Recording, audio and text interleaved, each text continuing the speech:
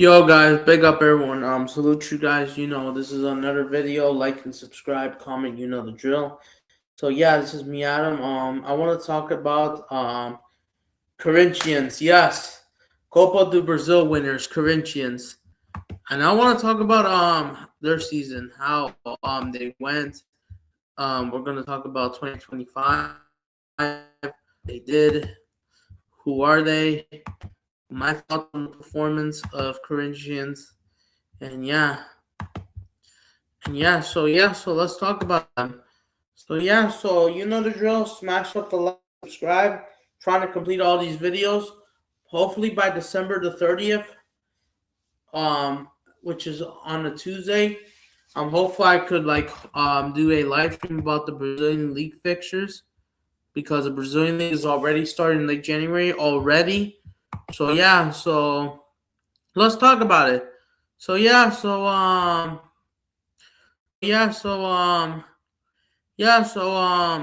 Corinthians. We're gonna be talking about them in 2025. But let me tell you a brief, basically, about Corinthians. Who are they? Why are they so popular? What they accomplished? What they did this year? How did they reach the Copa do Brazil final and win it? Who did they got basically? Let's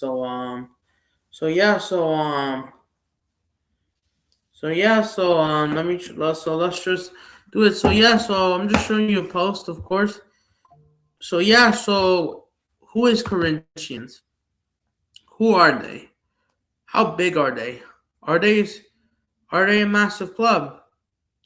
So yeah, so so yeah, so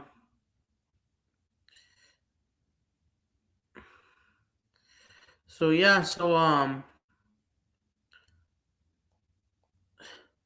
so yeah, so all right,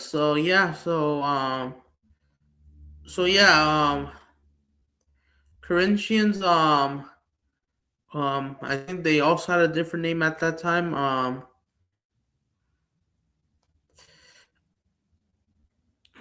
I think Corinthians was basically basically Corinthians. When did they exist? Um, basically they were basically found by Englishmen. Basically, technically, the club itself was founded on September 1st, 1910. So that has basically been 115 years since they existed. It was founded by five working class men from the Burrito neighborhood, basically, and they were inspired after watching Corinthians, basically, who was inspired by an English amateur team who was actually touring around Brazil, basically. And the idea was simple for a football club for the people, not for the elite, basically. Like similar to kind of like Vasco, kind of a bit, like working class, basically. Even though their lines are different. So yeah, Corinthians were the line said Corinthians were born on the streets, not in the salons, basically. Open to workers, immigrants. So yeah, similar to Vasco, kind of ish. Rejected common in Brazilian football at that time, quickly working becoming a symbol of an urban working class. The name named after Corinthians FC from England. The Paulistao represent São Paulo and the local identity. The early impact, basically. They joined the official competition in 1913, and then they basically won their first title in 1914, basically. And let me try to pull this up, basically. I know I may not have gotten the old photos because it's hard to find, basically.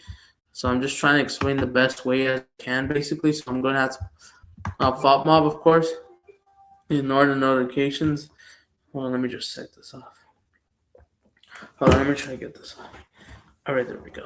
But yeah, all right, let's just pull it. So yeah, this is basically their curse. Basically, it's like a boat shipping. And I know the Sharks are playing, but I have to do this video. But yeah, basically, Basically, yeah, Corinthians were founded in 1910 to give a people a team. Brazil never stopped listening, basically.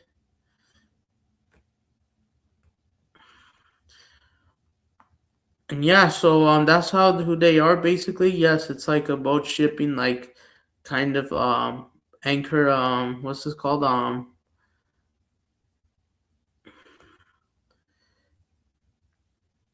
So yeah, so of course at that time, yes. Basically, there was more history. Corinthians did join official competition in 1913.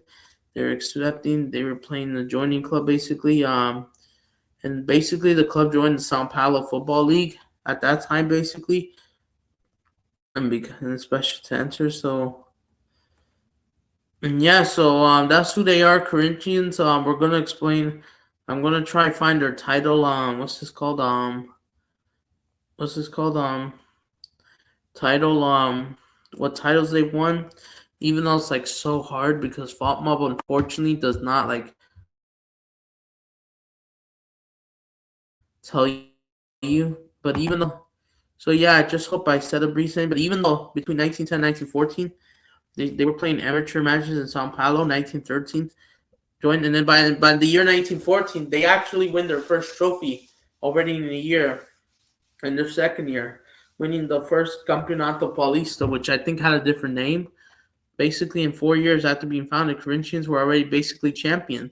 And then Corinthians, by the 1920s and 30s, started their first domination, becoming Sao Paulo's strongest team, multiple state titles, fans exploded. But unfortunately, in the 1950s to the 1970s, there was a period between 1953, I believe, until 1975 or 77.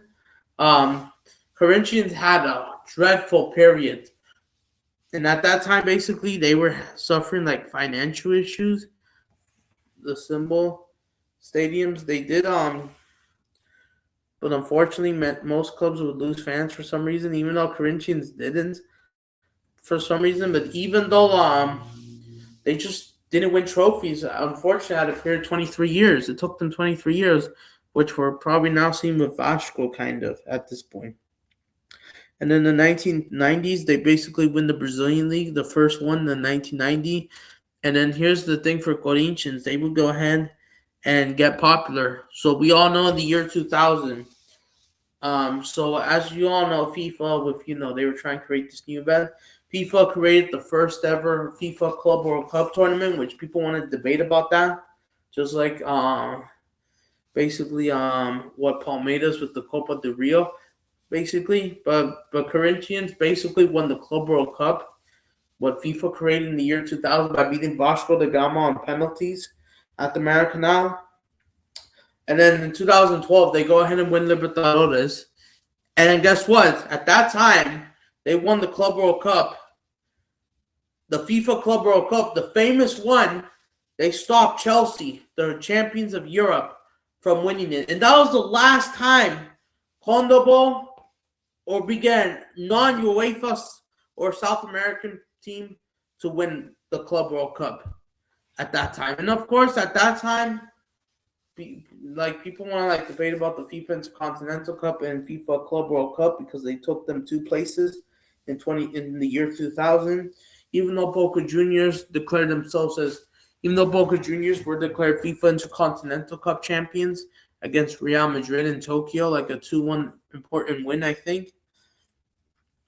And like, so there was like two Club World Cup champions, but one was taken over the summer. The other one was annually every year, which we all know FIFA won it.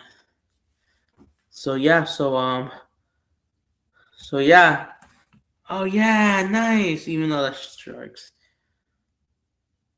but even though no, I'll check that out later. So yeah, so Corinthians, yes, they've been built like struggles and like some problems and defied by pressure, basically. So yeah, so what is Corinthians? Who are their biggest rivals, basically? Let me try and pull this up, basically. I might have to go ahead and do this on Google just to explain it a bit faster. Which credit to the images. But yeah, Corinthians, they defeated Vasco in the Club World Cup in the year 2000. And then And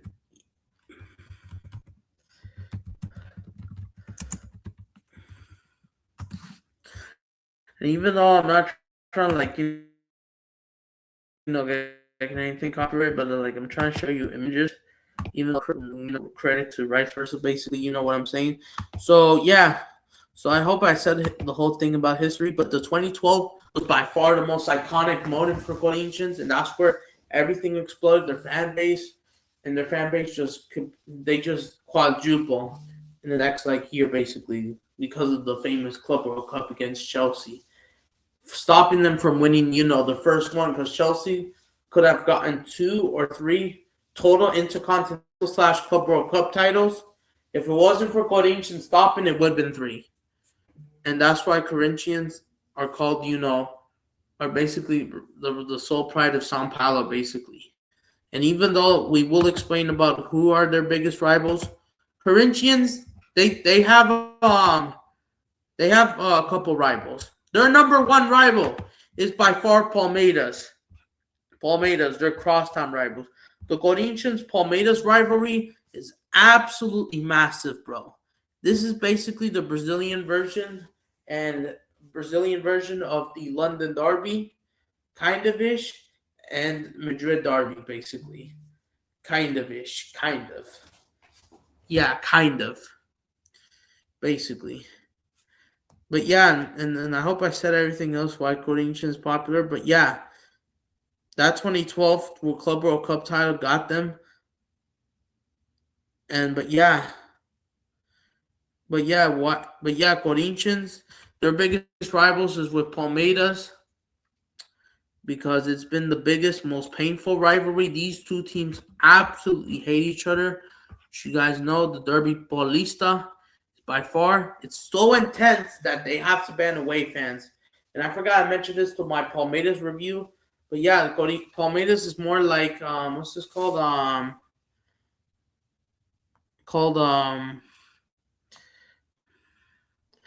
More like what's this called? Like a different class.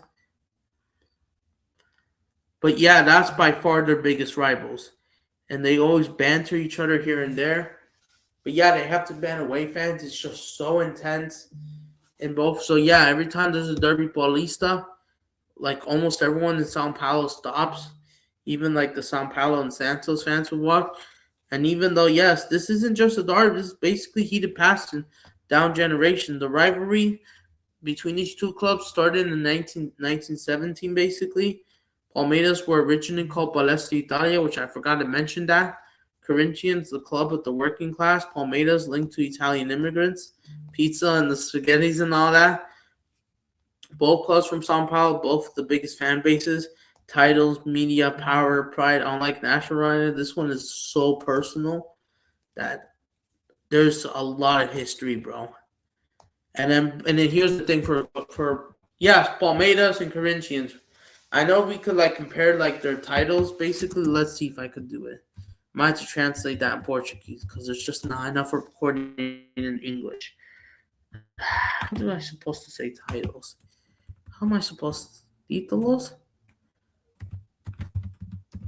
I don't know how to spell this right. All right, okay, there it is. Even though it is upgraded more often, basically, yeah, I know I gotta rely on it. Yeah, there we go. So yeah, I don't know. And now especially Corinthians, they just won 2 more titles this year, basically. And and basically, these are the titles that people are making memes, basically. Yeah, Corinthians were the only team from Sao Paulo, even though Santos is located in South Sao Paulo on the beach an hour away. Corinthians were the only Paulistão team to win trophies. Everyone else went trophyless and just relied on everyone's downfall to win their trophies. So yeah, so I think this might be the official one, even though this is on Facebook. So yeah, Palmeiras. This is probably like titles nationally, but yeah, but now Corinthians, They just won Copa de Brazil, their fourth one. So yeah, so before we compare the titles, the squad, and all that, Palmeiras Corinthians don't even have just rivalry. Palmeiras, yes, Palmeiras is like their number one enemy. And yeah, and here's the thing. I will say this. For Corinthians, I mean, yeah, some fans they also have another rivalry with Sao Paulo, which that one is actually about war and it's fine. There's like history as well, and people and some Corinthians fans want to debate who should be their biggest rivals. Because here's the thing, I will say this: Palmeiras, they don't have a Club World Cup. That's why Palmeiras' biggest rivals, yes, Corinthians fans and Palmeiras rivals in general mock Palmeiras for not having a Club World Cup title or Intercontinental Cup title, and they don't have one, unfortunately. And I know people want to debate about the 1951 Real title, even though that one was not recognized by FIFA or football organization. So, and Corinthians won basically pretty much. And even though Corinthians have two Club World Cup titles, but Palmeiras do have more Libertadores titles. But yeah, Corinthians, São Paulo, that's also another derby, another Clásico. It's called the Mastato Clásico. I couldn't pronounce it right. These two teams, this isn't about class, this is about superiority. Because at least with São Paulo, they actually have 3 Club World Cup titles, including the famous wins against Milan and Barcelona. Yes. And that's why Barcelona don't have 5 Club World Cup titles or Intercontinental Cup titles. They only have 3. Barcelona and Chelsea are right behind them. But yeah, Sao Paulo and Barcelona, and Sao Paulo stole Barcelona. They got it right. They didn't rob them. They just actually beat them. And it's about elites, professionalism. But yeah, but here's the thing for Sao Paulo and Corinthians. The difference is the Club World Cup titles does like banter basically kind of the two clubs. And if it wasn't for Palmeiras, this would have been Sao Paulo's number 1 derby and Corinthians' number 1 rival. And like consistent debate who is bigger basically, why losing the derby hurts. Same city, same media, bragging rights, fans fireworks, especially if they live together personally. There's when you might argument, there's like heated drama, red cards, controversial late goals. I mean, just like Palmeiras Corinthians, but the career are just giants, bro. Palmeiras is the enemy. Sao Paulo is like the mirror. Yes, and Sao Paulo is basically like almost as close. And some Corinthians fans, there's a slightly more hatred to one club like Sao Paulo or Palmeiras, but those are the two enemies. They also have a rivalry with Santos, kind of ish as well. Yes, over about long history due to modern, so kind of banter basically. I mean, not just banter, but like about the Club World Cups. Back then, Santos had at least 2. Pele, winning twice, basically doing it. Of course, Neymar, of course, and like the drama as well. But yeah, Corinthians, they're estimated to also have the second biggest fan base in Brazil. Like I heard there was like almost 35 million. I could be wrong. But yeah, Corinthians also kind of has somewhat of a rivalry with Flamengo, even though with Flamengo, this is different. Even though Flamengo, they're not built in the same city. They don't live in the same city. But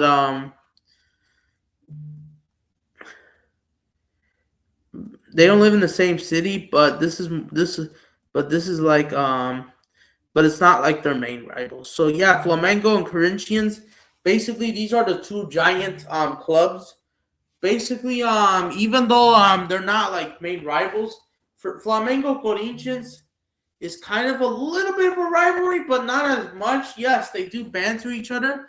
Even though they don't live in the same city, Flamengo Corinthians, even me, this is supposed to be the Brazil version of Brazil's Barcelona Real Madrid, basically. Or, Liverpool Manchester United. But you know what I'm saying. Like Mexico's Club America versus Chivas, for example, or Boca River, even though technically they live in the same city, Buenos Aires. But here's the difference. It's basically supposed to be a national clash, even though the Corinthians and Flamengo, they don't really like hate each other as much. Even though there still was some rivalry, even though to for some reason it just didn't hit them. So even though this was supposed to be a fight for influence, of course, as who's the strongest, biggest for Brazil, even though the media was trying to push for this rivalry, but to Flamengo fans, they do take Corinthians somewhat of a banter, but not as much because to them the rivalry with Palmeiras and Flamengo, that one is stronger at this point, especially what we're seeing the last few years. Even though it's been one side this year, but even though there's some heated moments between Flamengo and Corinthians, don't get me wrong. But due to the rivalry of Palmeiras, Flamengo and Corinthians just set aside the rivalry. But not really. I mean, there are tensions, don't get me wrong. But it's not really a heated rivalry. There's no different cities, different states. Fans don't grow up hating each other. And then to them, there's basically one common enemy these days. And that is with Palmeiras basically building up since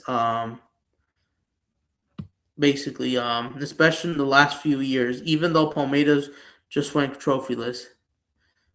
But yeah, enemy.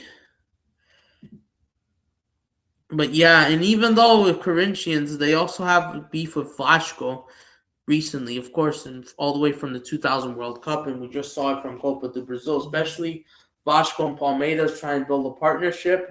Flamengo, Corinthians, they may be not like close friends, but there's like some unions called the Florentians Union, even though it is for some matches to unite, even though we are seeing it more often, like we just saw with the Palmeiras Flamengo Libertadores final and the Copa do Brasil final just last week. So yeah, so Corinthians, Flamengo don't love each other, but they share the same hatred of Palmeiras, especially as Palmeiras were dominating Brazilian football in the past few years, recently winning league titles, Libertadores, while still Palmeiras hate both of them, and then now, and especially, yeah, both of them like kind of ruined them. Even though this year, Flamengo and Corinthians, even though yes, Chelsea as well, basically because of the Club World Cup, but this year Flamengo, Corinthians kind of came together somewhat, even though they don't love each other. Not as much as Flamengo, Cruzeiro, for example, or for that partnership.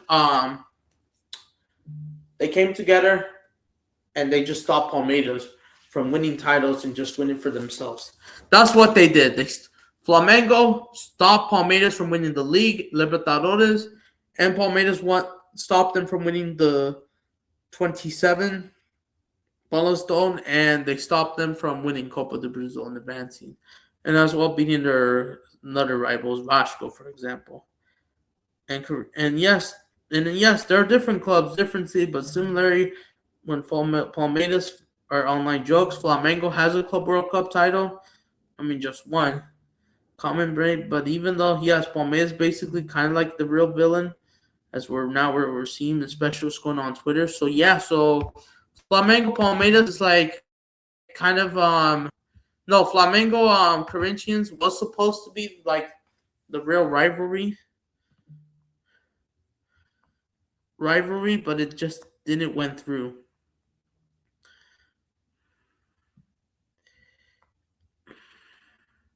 Despite having the two biggest fan bases of Brazil. And the media was trying to push that, but it's just something. But I think due to Palmeiras' rise, just kind of like derailed everything, kind of ish.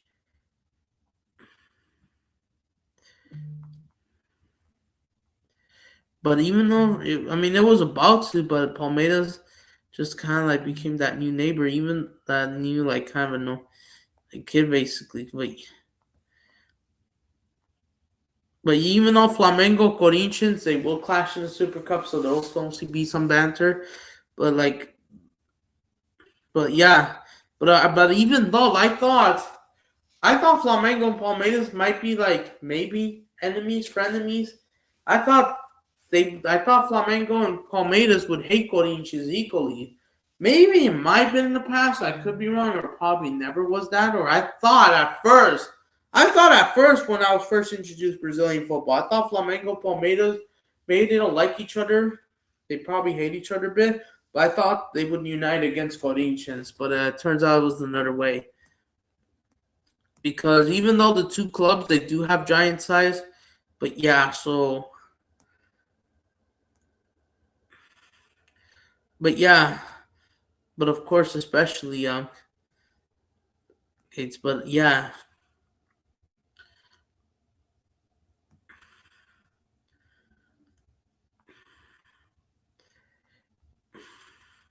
but yeah, it's like kind of like that basically. So I hope I said everything right. So yeah, that's basically their common enemies basically.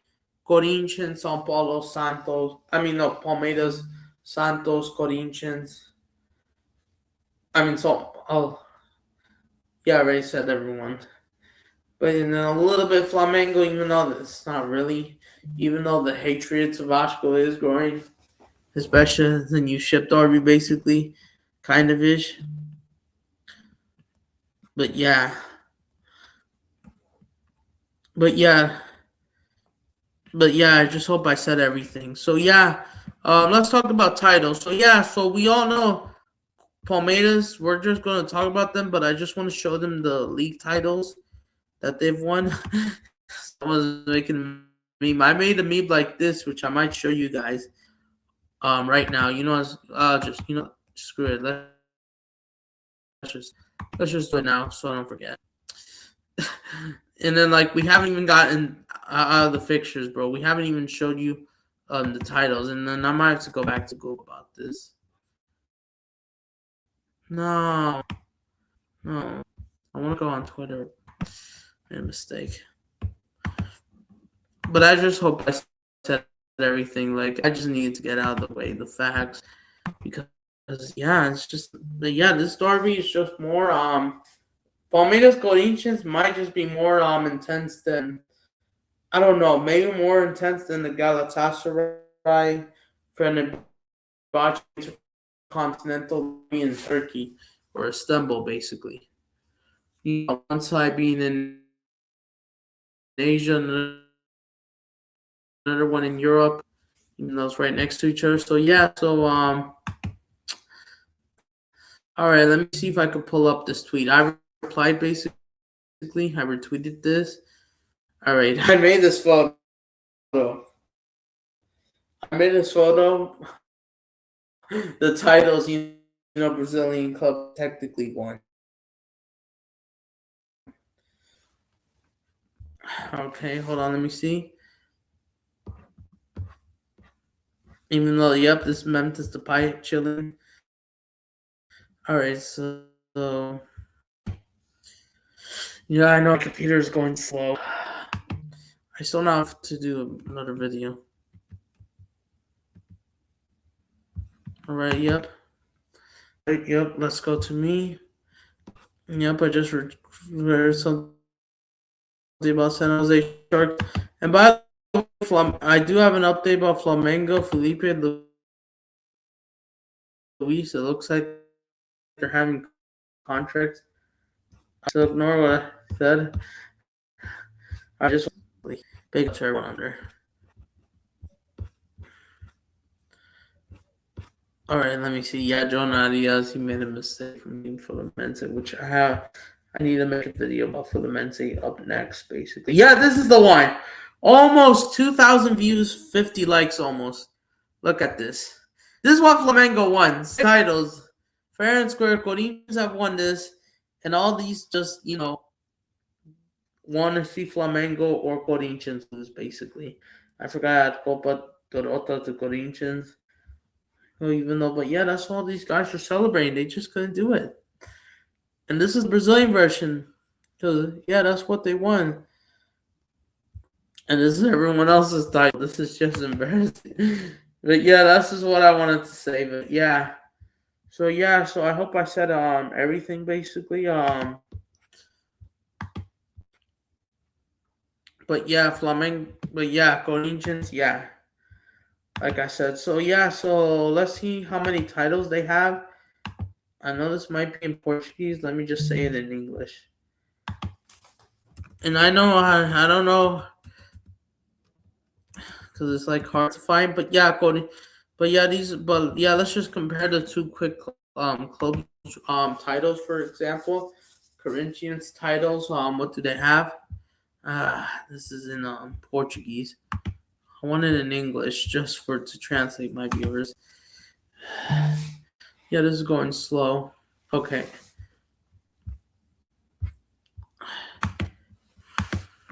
All right, just one English translation. I may not spell it. All right, let's see if I said it right. Come on, just say it in English. Yeah, Palmeiras, they may have more national. So these are the titles basically between the two clubs, for example. So yeah, so Palmeiras, they have 12 league titles, of course, which I kind of explained in my video. Corinthians. All right, let's just ignore Palmeiras. So Corinthians, they just tied their biggest rivals, Palmeiras, on Copa do Brasil titles, basically. So these are these are the titles they won: 7 league titles, 4 cup titles right now, just one Libertadores title, and so some people that said that FIFA might have recognized the Copa do Rio, which I thought they haven't. I don't know. I don't know which FIFA they claim they did recognize, so it might be, even though some people want to debate about that. Corinthians, they may have two. Same thing, the 2000 World Cup, which was also formed nearly 50 years later in Rio de Janeiro at the Maracanã against Vasco, but the famous one against Chelsea is by far valid. And then Paulistao, basically. So yeah, Palmeiras, they basically might have won more domestically with the more pure national titles, but Corinthians hold the records of the most Paulistao titles and then the Club World Cup titles, of course. So that's the difference. So yeah, that's like a total of 33, 30, 34, 38, 40 plus titles. Even though most of them were from the Paulistone. So yeah, in Palmeiras they do have slightly more, but yeah, so yeah, that's just the preview about that. So yeah, so who does Corinthians have? So all right, let's move on. Who do they have in the squad depth? Which competitions did they participate? What they did in the year 2025?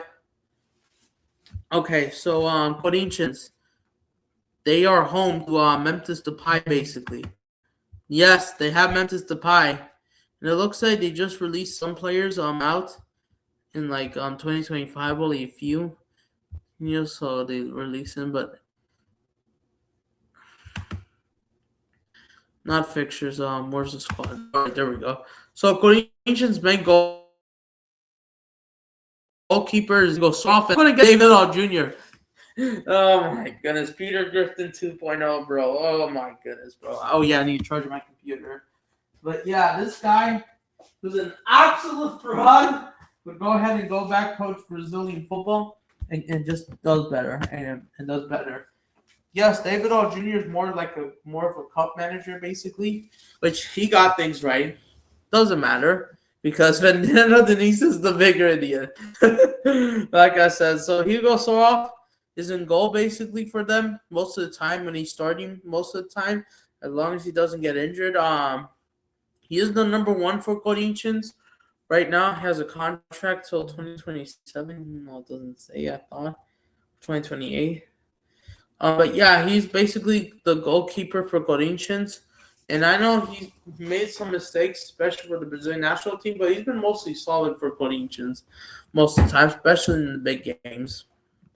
And like the defense, like sometimes capitulate for him, and he couldn't do anything about that. They're like their second, third, or fourth goalkeeper choice, or their B team, or under 20s or something. Yeah, Maserati, I think Macho. I'm not Maserati, Macho.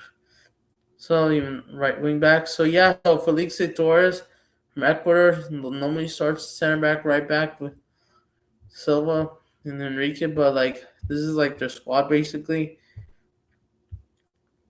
And then there has been a couple links. We're going to get into it. They have, which I think I heard this guy we used to play, and yes, they got bidden. And then who plays DM.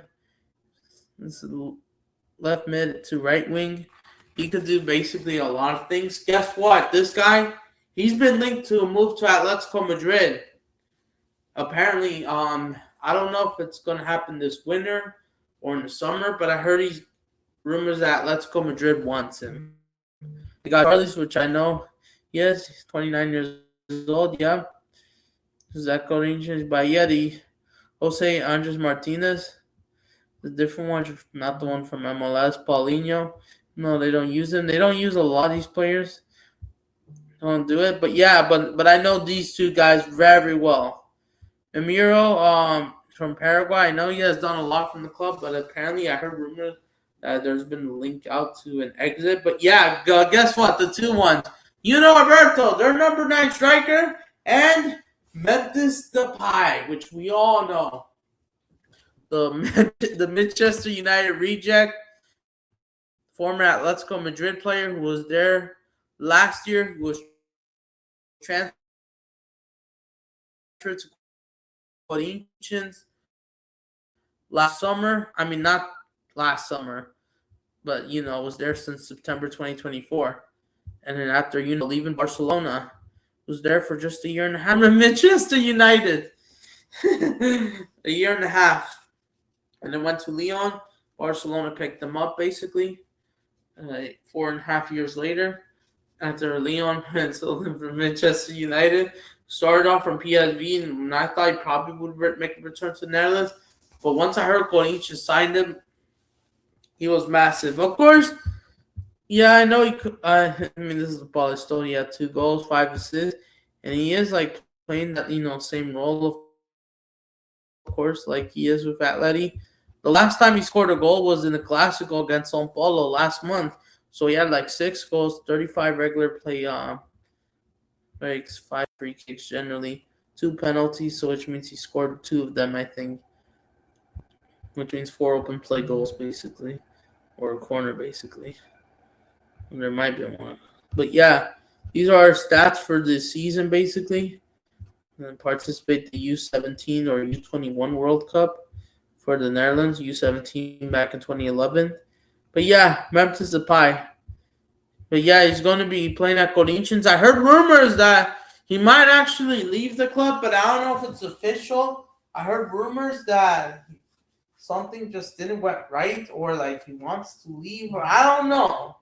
I heard something, but rumors is just rumors. I heard rumors that they wanted him. They chose Corinthians over instead of São Paulo. But yeah, Memphis Depay, that's where he plays. He's trying to improve his Portuguese, even though he speaks mostly English. I mean, well, Dutch, but especially English in the international stage. So yeah, plays mostly that striker role, but in worse when someone else comes in. But yeah, especially Roberto's, they rotate kind of ish. Roberto's like the real number 9. But yeah, he's been getting the number 10 shirt for Corinthians. But yeah, that's what he does basically. But yeah, he's at Corinthians, and yeah, been doing pretty good. His market value, just 8 million euros.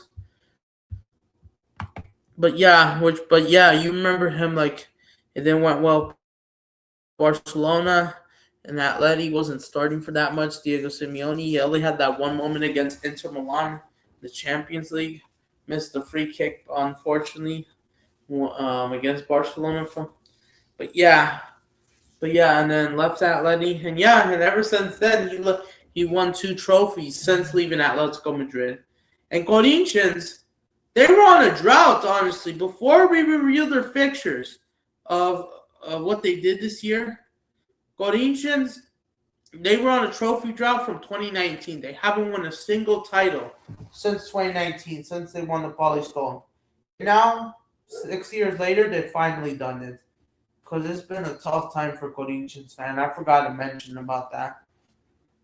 So So Corinthians, even though I can't pull the results from last year, sadly, because new season is already approaching, kind of ish. But Corinthians, okay, let me tell you what happened. So, all right, so these will be the fixtures. They will be back on January 11th in Paulistao. So yeah, so as it's World Cup season, so we're gonna go all the way back to January. What date did they debut? They were just winning games consistently. They won 10 games in a row after that Racing loss, being their biggest rivals, Palmeiras. So they started off with a big win against Bragantino. They started off a bang, a 2-1 win against Bragantino. And by the way, at that time, David O. Jr. was still Brazil's coach. That absolute fraud. And at that time, they were being coached by Ramon Diaz, former River Plate, and then I think and Racing both player and manager at that time. And let me try to get some water.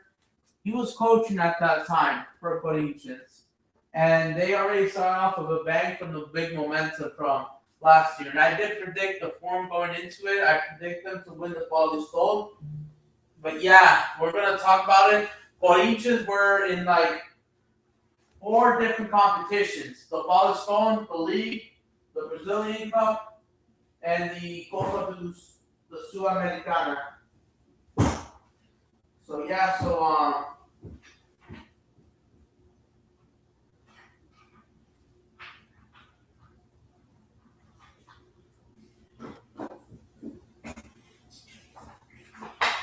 yeah, they were participating in those 4 different competitions. They were not in this year's Club World Cup because they haven't won Libertadores.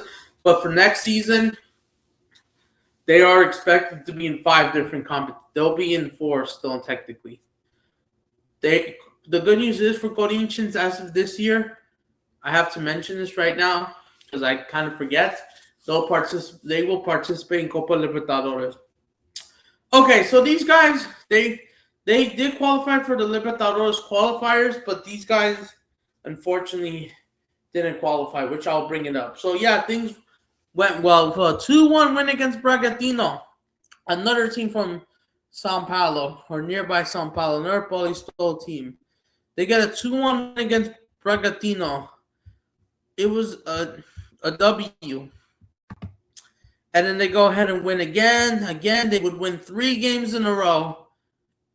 And then it was all going well for Corinthians until they had to run their first tough test of the year 2025 by playing São Paulo, their first major derby of the year. And unfortunately, it ended for a 3-1 loss for Corinthians. In Corinthians, they went 2-0 up. They were 2-0 down. Or apparently they have equalized. They did equalize, and then São Paulo, and then no. And it was 0-0 at halftime. São Paulo will go ahead and score 2 goals, including Oscar, who has now retired. And I'm going to mention this in the São Paulo game, São Paulo review. Yeah, Oscar retired, and this is how the team basically went, even though he has unfortunately retired, but he played well in that game. Martinez would get one back, and then they blood conceded a minute later. It was a crazy game. It was a crazy 15, 16 minutes, bro, of drama. 4 goals. There was like a 1 free kick, and the rest were from open play. It was just fun, bro. And then unfortunately, they were handed their first loss since Racing from 2024 from the semifinals of the Sul-Americana, as they would win Copa for themselves. And yeah, but no problem. But sadly, yes, they were given their first loss. Ramon Diaz got the subs wrong, and then Corinthians would go ahead and win all 3 games in a row, and they wouldn't play another big block, not until a week and a half later, until they got to play their another biggest rivals, Palmeiras. And this game, I remember I was like applying for work. I was like trying to do something. It was during the Copa del Rey quarterfinals. Barcelona 5, Valencia 0. This game, Palmeiras Corinthians, due to like there was like a rainfall that delayed the game for like 30 minutes, not until like 3:30 the game got delayed. And this game was crazy. You want to know why? Palmeiras went 1-0 up in the first 9 minutes due to a mistake from the Corinthians back line. I think I forgot who made that mistake. Who even thought I was very inconsistent with the low rating. Basically, I don't know if it was Massa or Perez. Might have been Surfield. It might have been him. It was at fault, but someone. But yeah. And then here was the crazy. And then Corinthians would equalize before halftime. Roberto gets the goal. Ventus Depay gets the assist with the link up. And then the crazy part is Esteval was still not Palmeiras. He played pretty well, even though frustration from scoring from open play. He missed the penalty at the end. That could have won it. And here's the thing. At the 63rd minute, Roberto got sent off for Corinthians. Second yellow, the guy was sent off due to a hard foul on one of the players. I don't know if it was Federico Thopry that won it. I don't know if it was him or the Reals. He won, so that might have been him that got him sent off for the second yellow. And then it was intense 1-1. And then we were about to go to stoppage time, and then the Palmeiras were given a penalty. Esteval, he was still 17. He took it, and he missed it. This was before he went to Chelsea. Even though Esteval today for Chelsea couldn't do anything against Villa, and he hasn't showed up since against Barcelona. And I know some people were concerned about Esteval, about his potential and all that. And which we all know this whole story. I might make a separate video on that as well. But yeah, they literally missed the penalty, and Hugo Soros goes in the right way, and Esteban went right-footed, and Hugo Soros went right and catched and then saved it, and becomes a hero and managed to keep Corinthians 1 point, stop Palmeiras from winning all 3 games. From all 3 points. So yeah. And then after the draw against Palmeiras, they bounced back. They beat San Bernardino 2-0. They beat Neymar Santos. Neymar came back with Santos, and as he faces his first biggest test, he was kind of getting outplayed. They couldn't reach. Roberto scored 2 goals. So got one back, but it was too late. And yeah, the game ended 2-1. Neymar was introduced in his first Clásico, his first Brazilian Clásico in a long time. Ever since he left Santos, this was his first big game. But yeah, the old enemies unite. That was brilliant. Watch along. February 13th, that was a successful day, bro, of watching this. So yeah, Corinthians, they beat Santos 2-1. They qualified for the playoffs. And yeah, they did tie Portuguese away, for example, a few days later. They did draw 3 games in a row. Oh yeah, they also had to play Copa Libertadores qualifiers, which they made it through. Because if they didn't pass this round, they wouldn't have made it to the Sudamericana. And for Boca Juniors, they went out in that first round, because there's 2 rounds. So Boca Juniors couldn't qualify for any South American football. And then after that draw, Corinthians would advance, winning 3-2. And then Corinthians would have to play and host Mirassol in the quarterfinals of the Paulistao, derby, or Paulistao playoffs. They advanced to the semifinals with a 2-0 win against Mirassol. Would absolutely create a huge story eventually in the league after the Paulistao. But then Corinthians unfortunately went to Ecuador, to the mountains, sadly suffering a 3-0 defeat against Barcelona of Ecuador. They lose 3-0, unfortunately, conceding 2 goals, 2 late open play goals Unfortunately, after conceding a penalty, and I thought I was stupid because I thought Corinthians should have gotten at least a 1-0 loss or even a 0-0 to go back to São Paulo, and they go ahead and unfortunately do the ridiculous. And this Barcelona Ecuadorian side wasn't even that confident. And yeah, but these guys got outshot. Unfortunately, they lose 3-0, and this was embarrassing because this game should have ended probably 0-0. Because the way how they're going, and then they go ahead and see those two open play goals. After that pen they gave up, and it was still 1-0. And then now it was impossible for them to come back from Libertadores. Because Corinthians would have been grouped where Barcelona. Barcelona was grouped with I forgot the two other teams, but they were placed with River Plate. We could have gotten a Corinthians River Plate matchup. But we didn't because they clashed against Barcelona. And then here's the thing. They did beat Neymar. They had to play Santos again. Neymar was like on the bench at that time, basically. For some reason, he was bench or he wasn't like feeling well. Or I think he got back from a discomfort injury, unfortunately. And for Neymar Santos, they lose. They unfortunately lose 2-1 against Corinthians, and Neymar was just going to get rested, basically. And Corinthians would beat Santos again 2-1, same scoreline as in the regular one. For the playoffs and the semifinals, and Corinthians would advance to the final, which means they were either going to have to play two of their biggest rivals, either their old enemies, Palmeiras, or their annoying warmongering enemy, São Paulo. And then a few days later, they did play Barcelona. They unfortunately won 2-0, but it was too late. They got 2-0 win. Barcelona red card, but it was too late. And then unfortunately, everything would just go downhill from there. But he shot 7 shots, but just not clinical. And yeah, unfortunately, disappointing. Corinthians did not pass through the second round.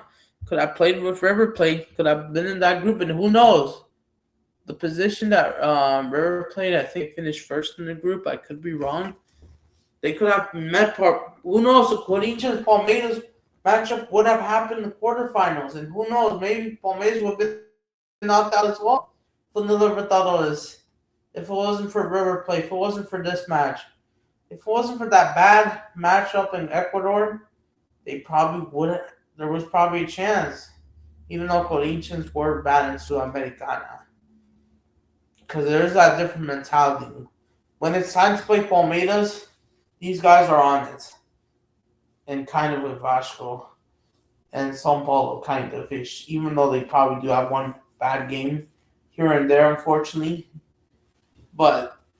When it's when it's play someone else, I guess the mentality it's not consistent like we're seeing with Chelsea. Unfortunately, like for example today, even though Aston Villa is a contender, but even though it's a different story. And then a few days later, after losing that game, they would have to play Palmeiras, who advanced a 1-0 win against São Paulo, even though there was a controversial penalty. Oscarson couldn't reach the touch with the goals. And even though that one is controversial and the Corinthians fans don't even want to stand with São Paulo, but they kind of feel bad because Palmeiras is just that enemy. And yeah, but here's the thing for Corinthians. They get a 1-0 win against Palmeiras. And here's the thing in this game. Palmeiras, they were the way better side. And these guys go ahead and lose to Corinthians. And Corinthians, Hugo Soroff was amazing that night, before heading to the international break, which we all know that Ramon Diaz was still head coach. And Alberto, someone made that good volley, basically. I think it's Memphis Depay as always, if I'm correct. Yes, because that Memphis Depay, Alberto link up once again. Bam, bam. They beat Palmeiras, their biggest rival. One shot on target, open space, converts it in goal. Wherever the stinker and hooked, even though he didn't have to do much until that moment. Then he wasn't paying attention. And Corinthians would escape, getting away with a 1-0 win, going back home to Palmeiras as they have to wait like almost 2 weeks later. Unfortunately, even though this match was on a Thursday, Corinthians, they just needed a 0-0 draw. There was a lot of drama. Palmeiras had a penalty kick. They missed it. Corinthians went down to 9 men. And Palmeiras, they didn't capitalize. These guys, Rafael Vega missed the penalty, and Hugo Soares becomes the hero again. Palmeiras had the better shot, and Corinthians were not taking it seriously, even though they needed a draw. So, and yeah, they had to go more defensively. And yeah, the game ends in a 0-0 draw.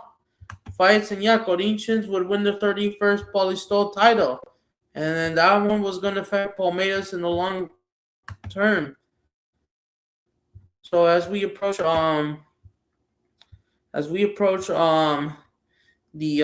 playoff,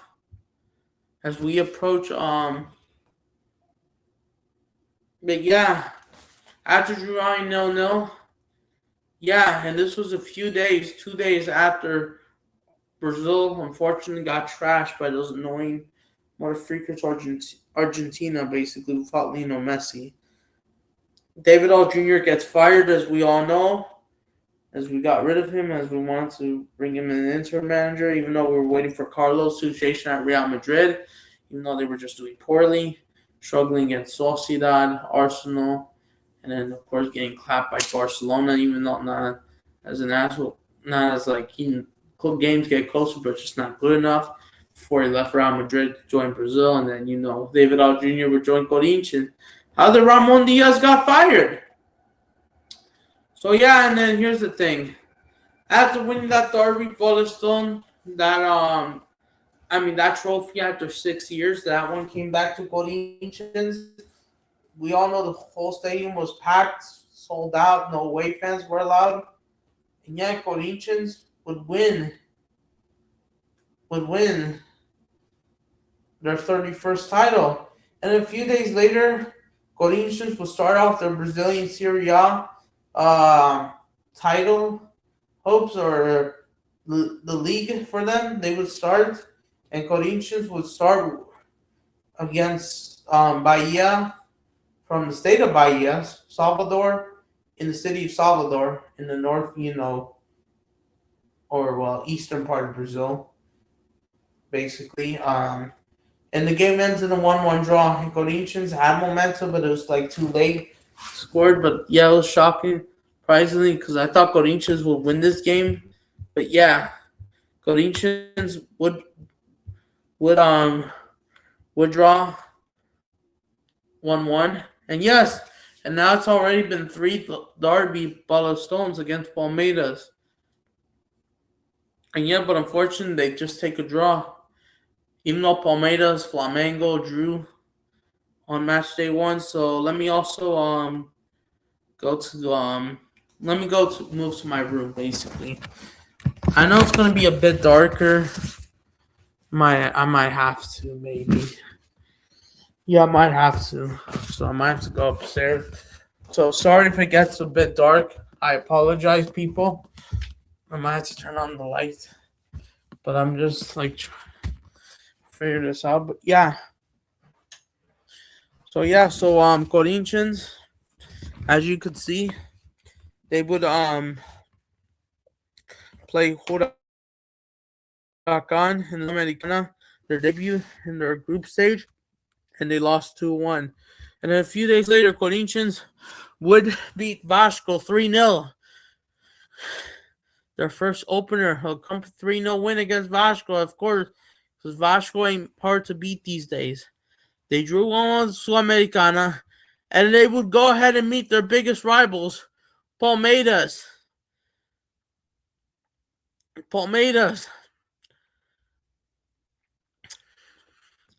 Again, and this time, unfortunately, Palmeiras, they go ahead and win this derby 2-0.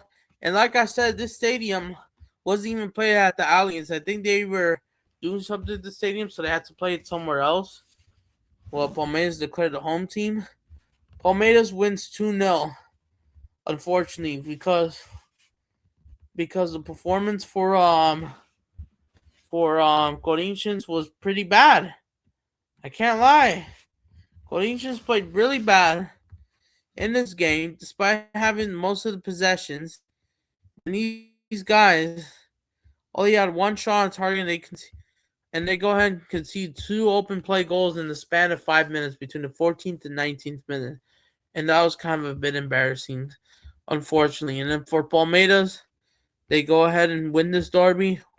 They get revenge on Corinthians after what they've been doing against them in the Paulistao, but they win this derby Paulistao in the league, and finally beating them, winning. So yeah, this was their fourth clash in the last 12 months, and yes, this match literally took place exactly over 2 weeks ago. 2 weeks later, after the final, after the Paulistao final. And yeah, they kept a clean sheet, not letting them for a second time after conceding once, declared a home team. But yeah, this was ridiculous loss for Corinthians, unfortunately. And yeah, so even though, let me see where they finished on the table. So Corinthians, they finished 13th below Santos, by the way. So, and that was just kind of poor, honestly. And then let's see. After that, they drew 1-1 with America to Cali in Colombia. I forgot I mentioned about that. And then Palmeiras would go ahead and lose 2-0 to Fluminense, and things were not looking good. Guess what happened? Ramon Diaz got sacked. There was a comunicado oficial, same like you say in Spanish, like in Portuguese. There was a official committee that the Corinthians let him go, him and his family, the Ramon Diaz family, out of the club. They will no longer be managing the football club, and they go ahead and lose to Fluminense 2-0 at home. And then for Corinthians, things start to fall off very quickly. Unfortunately, things start to look so bad that, guess what? While David O. Jr., that absolute fraud, was booted out of Brazil, the job, of course. They were under an interim manager. I forgot his name. He decided to own Corinthians for the next few days. And then Corinthians, a few days later, did bounce back for a win against Sporting Recife, even though Sporting Recife would become the worst team, ever, kind of ish. And then they finally get a win against Racing. This is a different racing club. This is not the one from Argentina. I don't think so. No, it's not. It's a different Racing, which they also won 1-0. They won, and here's the thing: they did it with 10 men. Miro, even though I don't think, and here's the thing: Racing had the better chances, and Corinthians still won. And yeah, and this time they let them open. Oh, this is from Uruguay. Oh, I see. Those are in the Sudamericana qualification. But yeah, they beat Racing 1-0. The one from Uruguay. Despite having the less chances, they go ahead and still win. But unfortunately, a few days later, we would have the Flamengo Corinthians matchup rivalry, even though not really. The Clásico de los Pueblos, sorry, I forgot what it's called. And then Flamengo Corinthians would travel to Rio de Janeiro to play at the Maracanã. And unfortunately, for Corinthians, this was the day after the Copa del Rey final, which Carlo Ancelotti was confirmed that he was going to leave Real Madrid at the end of the season, one more month, while as he would eventually becomes Brazil's new head coach. Flamengo dropped four goals against Corinthians. Everton, the first 5 minutes, Ascaeta, Pedro would score in the 3, and Corinthians got destroyed. These guys got outplayed, outran. These guys were horrible. that day. 6 shots. Flamengo were the better team. They were giving them that much space, and they probably didn't care as much, bro. And Flamengo at the Maracanã got the biggest win against Corinthians. And the 4-0 was a big scoreline. Then they gave up a penalty. And yeah, and then for Corinthians, they would go ahead and lose this match very badly. Vascaeta and Pedro. Well, Pedro's the man of the match. Vascaeta. Dude, this is so bad, bro. And even Vascaeta wins a penalty. Everyone was so mad. Hugo Soroff was having the bad game of the day, if not one of his worst games as a Corinthians goalkeeper. They couldn't handle the pressure of Flamengo. Of course, they played the best Brazilian side. And yeah, they got spanked up 4-0, unfortunately. And this sucked. And yeah, and the banter got them. And yeah, calling them bug life. And yeah, and even though not really the El Clasico Brazil, but yeah, they got destroyed 4-0. 4-0. It's 4-0. 3 open play goals and 1 penalty. And this was just a nightmare for Corinthians. I thought everything was going to come to an end after winning that Paulistao trophy that meant nothing. And then here's the thing. A day later after that smashing, they hired David All Jr. They hired Peter Griffin 2.0. They hired him, and he would become Corinthians' next head coach. I was like, even me as a Brazil fan, it was not going to be fun. I know he probably wants to look for a job, but I knew that his ball tactics won't be fun. Even though he is good at being a cup manager, that's all he could do basically. But yeah, they go ahead and they get a debut start with a 1-0 win against Norte away from home in the cup in the round of 32 or third round basically.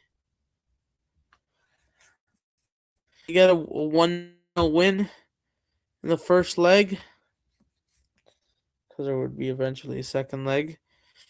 And then Corinthians get an impressive 4-2 win against Internacional, David All Jr.'s home debut. First game at home. Second game is for Zidane. Got a 4-2 win. There was a controversy. There was like 2 or 3 goals for Corinthians that was disallowed. Corinthians were kind of all over them, even though this game was kind of back and forth. And like there was like kind of like no, not the 1-1. Come on. Oh, I thought. And then, but yeah, there was a pen. It went to it went to overtime with a lot of stoppage time. Basically, there was a red card. Two Enriquez got sent off. 2 Enriquez, or unless they got it wrong, basically, or is it just Enrique? Just put it twice. And then Valencia was mid, and then before he left for Pachuca, returns to Mexico. Liga MX, even though it's Ecuadorian. It's a competition. But yeah, they started off with a 4-2 bang win, even though there was a couple goals disallowed. But this was the home. But Corinthians were mostly all over them. But yeah, it was a crazy game. And then, but yeah, after that, they would play America to Cali. They draw 1-1. They played Mirasol. They lost, unfortunately, which Mirasol would won. And then Corinthians defeated Racing. But unfortunately for Corinthians, they were just not good in the Sudamericana. And then Corinthians will go ahead and play Santos again and beat them for a third time in a row. At home, Neymar, I think, was injured. I could be wrong. Or I think he was out for this game again. And then Corinthians will get another 1-0 win against Norton, which has almost the same batch as Santos for some reason. And then, yeah, they would advance to the round of 16. They played Atletico Mineiro, 0-0 draw. Kind of boring. And unfortunately, they lose to Huracan. And then the final results, by the end of May, Corinthians were out of Sudamericana. This was a failure. And I know David All Jr. got there, but it was just not good enough. Because I thought Corinthians should have advanced. And the players they have, they should be competing. But they've just decided to not take it seriously. It was just kind of not great, honestly. I felt kind of. It just wasn't going to be that much fun. But the problem with Corinthians was just, the ball they were playing. And of course, I don't even know if David All should be blamed because he just got there basically, even though he knows Brazilian football kind of pretty well. The club is just not national level, but yeah. And then they got a 0-0 against Victoria. Wasn't impressed. They got 1-1 draw against Grêmio.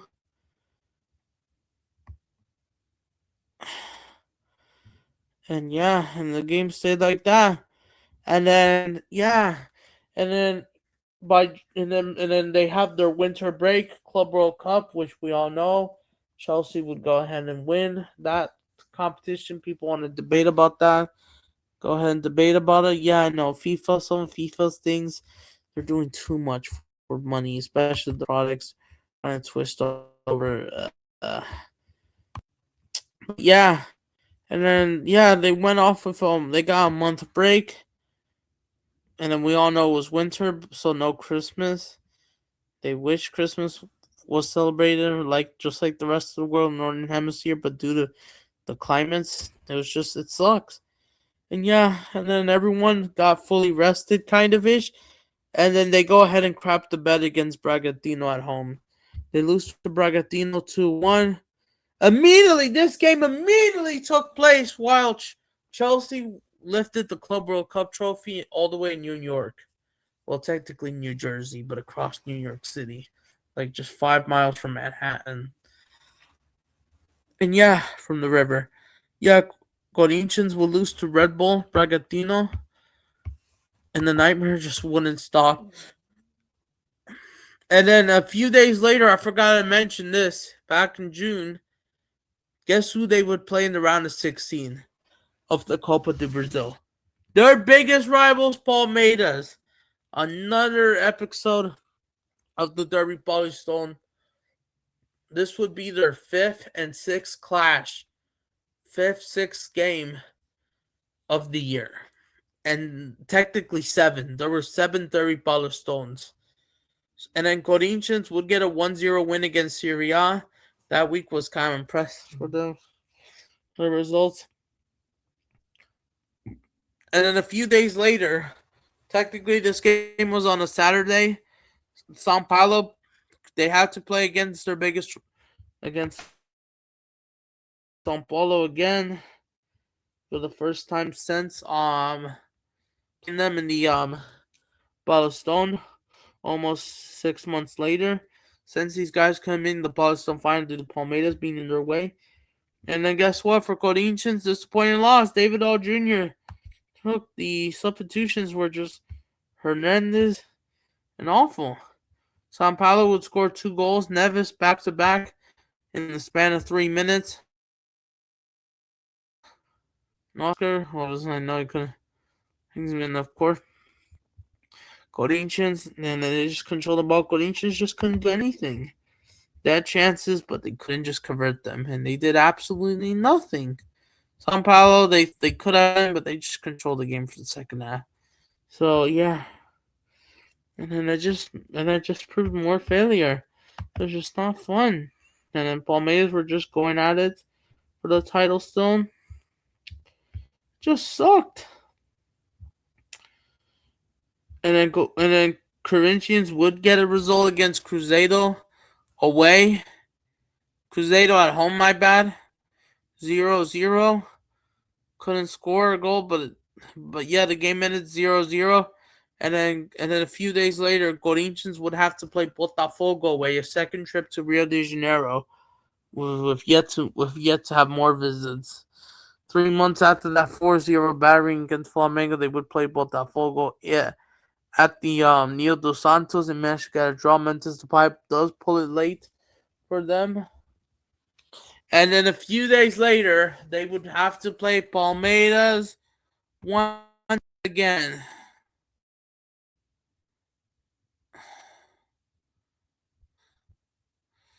Yeah, they would have to play Palmeiras once again. They have to play Palmeiras once again, and guess what? They managed to overcome them with a 1-0 win. Memphis Depay from like a set piece, corner header, or someone, or I think it might have been an open play. And then, yeah, he had to then goal.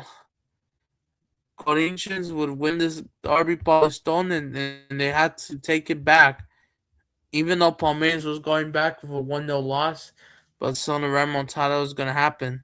50% was hostile fouls. Corinthians fans were singing Sam Mundial, Sam Mundial, or should I say Sin Mundial, Sin Mundial. Without a Club World Cup title, without a Club Cup title, the fans were chanting. The stadium was nearly at full capacity, even though I thought it should have been. But yeah, 45,000 Corinthians fans at the attendance. And yeah, they would go ahead and win this derby. They would go ahead and beat them at home. Finally. No, they didn't. Yeah, and then they would win their second derby Paulistao of the year, basically. Yeah, they go ahead with a 1-0 win against Palmeiras, basically, as that game against Victoria. And then Corinthians would crap the bed against Fortaleza, even though, to be fair, they did rested most players kind of ish heading to Wednesday, and that was all focus basically.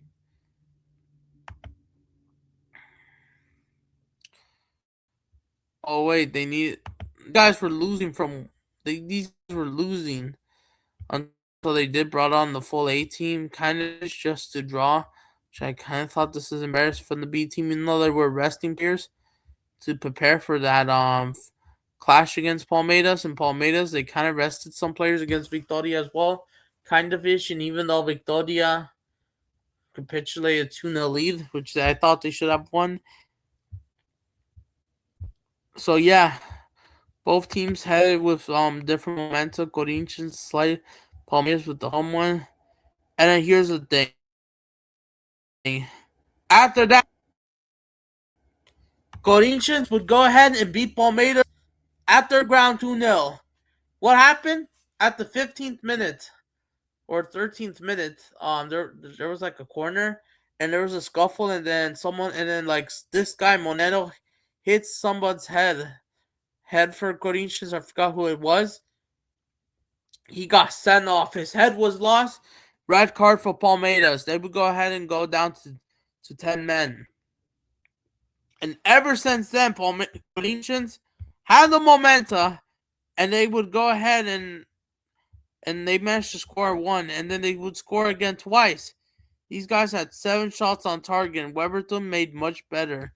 Even though Palmeiras, these guys just could not score an open play goal, and Martinez would get sent off at the end or very late at the game before the end of the game. Palmeiras went down 9 men, and it was over. I mean, it was over since the red card. The red card literally changed everything, and Corinthians would get their big win against the biggest rivals away from home, Palmeiras, and they knocked them out with a 3-0 advantage in the Copa do Brasil. And I thought Palmeiras would make it interesting, but no, they go ahead and lose. And then for Palmeiras this season, it would end slowly. It was over. It was over for Palmeiras. So yeah, they beat them in the cup, and then they crapped the bet against UB2 and then in Bahia. But they did beat Vasco away 3-2 before they meet them in the cup, basically. And then and then Palmeiras and Corinthians were gonna play Atletico Paranense in the quarterfinals of the cup. The first leg was away in Copichibi. They get a 1-0 win, and then Palmeiras and Corinthians would clash for the last time of the year. Their 7th Derby to Paulistao. The last meeting between the two teams ended in a draw. 2 of the goals were not from open play. The game was not that great, honestly. And Corinthians wasn't as momentous as they were in the cup for some reason.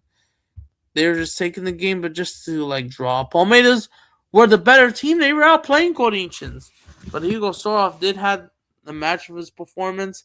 But I thought Corinthians were outplayed at home, but they managed to scrape a draw without scoring a goal from open play. Neither of these two teams, and I know Palmeiras they had the favorable penalty decision. Corinthians they had to rely on an own goal to equalize pressure, but these guys had the better shots on target. In open play, this is 6-1. But yeah, it was from the penalty spot. He puts it in, but of course, with the rookie slot suspended. But yeah, the game ends 1-1. It wasn't a great game. And that result helped Flamengo a bit. The title race after they drew 1-1 with Grêmio. And then they go ahead and defeated Atlético Paranense from the another 3-0 aggregate win. Yep, from Kovacic, of course. After from their national break, and they go ahead and go to Rio de Janeiro, travel to the Maracanã after losing to Flamengo 4-0 earlier this year. They go ahead and beat Fluminense 1-0. They get a 1-0 win against Fluminense. So he's heads it in, and yeah, and Corinthians would win this game. And then they go ahead and lose to Sporting Recife. That was ridiculous, and unfortunately, yeah. And then they get in a weekly break, and after that, they would have to play Flamengo, and unfortunately, after defeating Fluminense away, they would unfortunately lose to Flamengo at home for the first time since the unfortunately Flamengo and Corinthians would meet, and Corinthians would get owned by Flamengo. This time, it was a 2-1 job basically. This time, and Corinthians were at home. They thought they were more organized. They went 1-0 up. Roberto scored from the mistake, and of course, both teams had to wear the away kit basically in this game. Ascaeta equalized, and Luis Araujo had a chance. Corinthians had a penalty. Roberto missed his pen. It was a shot soft that Rossi. It was easily saved. It was just a toss free ball. And here's the thing: Corinthians had the better shots compared to Flamengo. Flamengo, they were clinical with that much space. And even though this was disappointing, because Corinthians should have left here, and Flamengo just gets a 2-1 win, even though and that angered the Palmeiras fans because they're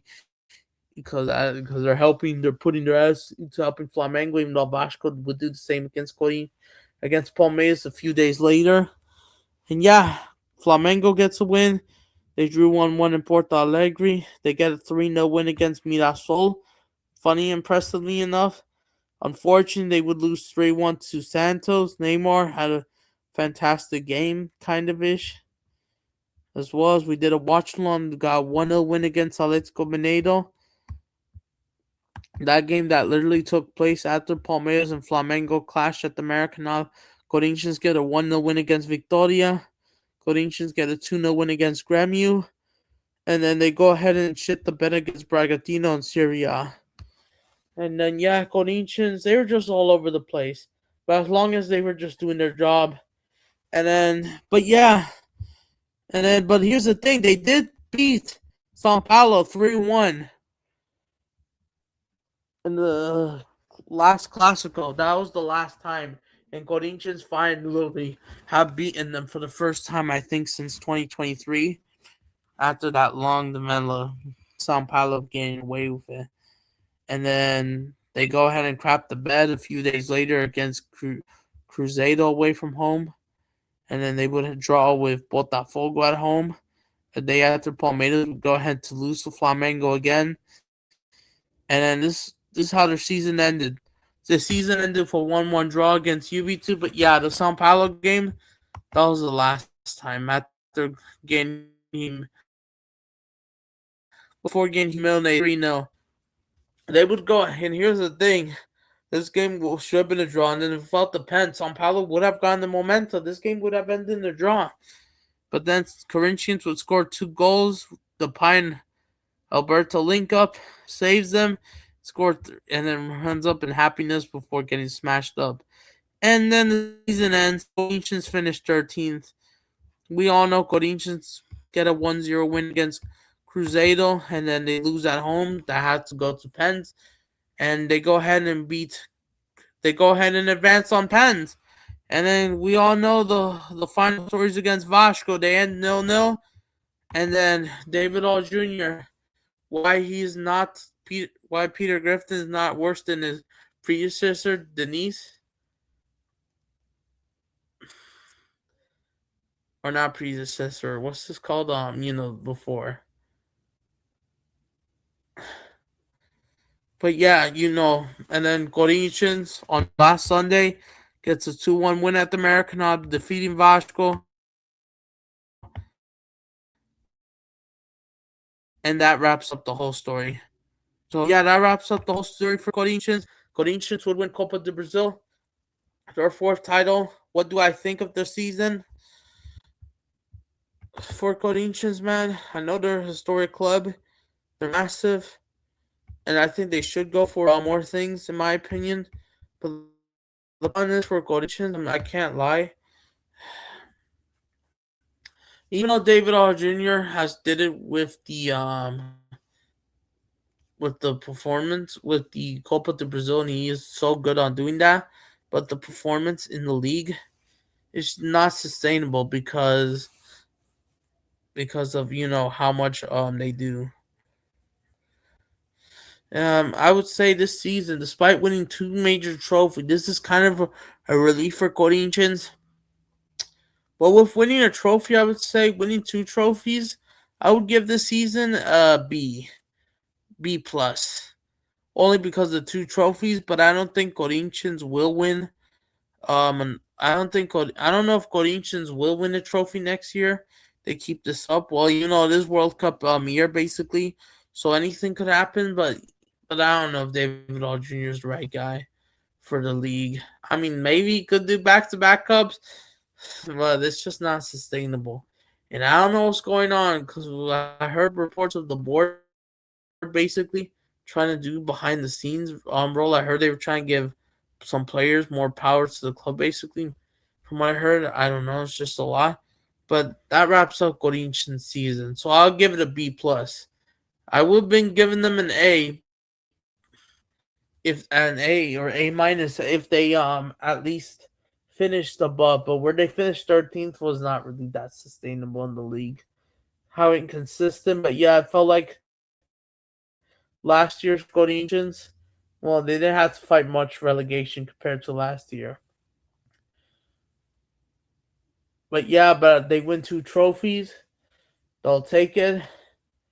And yeah, it looks like they are likely keeping David All Jr. Basically, of course. Well, just one Copa do Brasil, but right now, if you're a Corinthians fan, you're just sleeping, enjoy the holidays, heading to the new year. And yeah, so Corinthians, B plus, I would say. And yeah, I just hope I wrapped up everything well. I just think, yeah, maybe Corinthians, they might sell Bidden to Atletico Madrid. We will see. Um, let's see if they'll get any replacement reinforcements. Of course, they probably do need at least possibly another attacker, not maybe another defender, and then like try and fix up. But the tactics of David, I don't know if it does help. But yeah, it is what it is. Smash up the like, subscribe. I'm out of here. I'll be going off now. So peace. Big up.